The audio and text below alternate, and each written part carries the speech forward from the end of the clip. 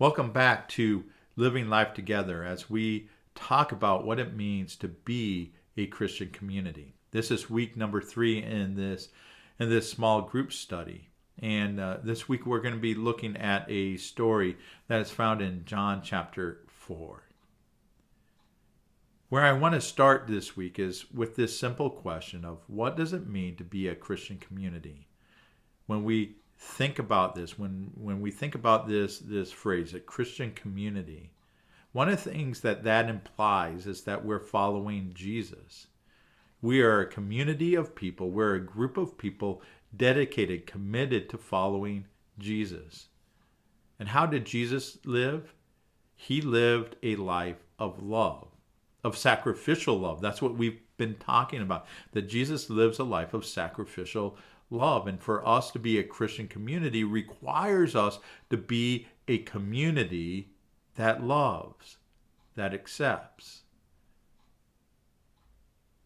Now imagine that you are standing outside of a wonderful community. You're witnessing a great group of friends together. You're seeing a tight-knit family, and you're on the outside of that. How does that make you feel?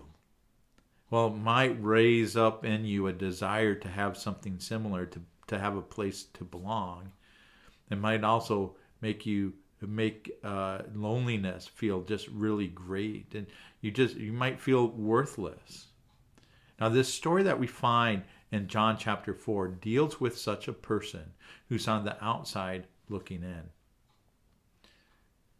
And even though this story goes from John chapter 4, verse 1 through verse 38, we're not going to take a look at all those verses. Instead, we're just going to look at 5 verses here at the start, verses 4 through 9.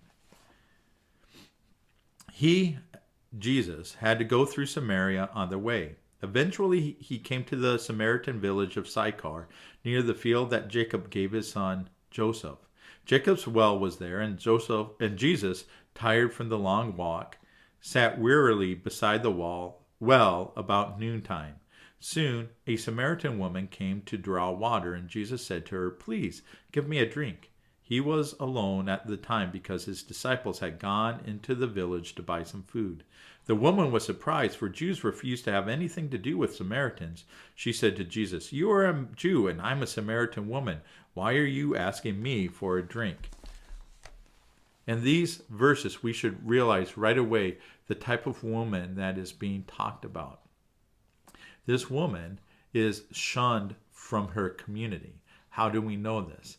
Well, it's noontime and she's coming to draw water. Noontime, the hottest time of the day, means that people wouldn't be at the well getting water. The women of the community would come 2 times a day, in the morning and in the evening, when it was cooler. And this was a social time for women. The fact that this woman is coming at a time when she expects no one else to be there tells us that she is shunned, and she doesn't want to deal with the gossip or the talking that goes on and when everyone else is there. And so she avoids it. So she comes at this time. And Jesus engages her in conversation. And as he does, he breaks down at least 3 obstacles. And the first obstacle that he breaks down, the first barrier that he breaks down, is the barrier between men and women. In Jewish society, men did not speak to women who they were not related to. Women who were not their wives, or who were not their daughters, who were not their mothers. They didn't talk with them. And here Jesus is saying, "Hey, give me a drink." And he engages her in conversation. And this surprises her, right? She says, "Hey, you're a Jew, you're a Jewish man. I'm a Samaritan woman. What are you doing here?" The other barrier that Jesus breaks down is this barrier between Jew and Gentile, or Samaritan.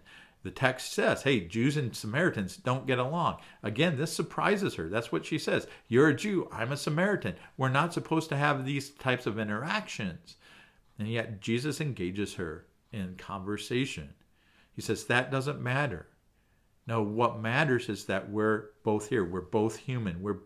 We can do this.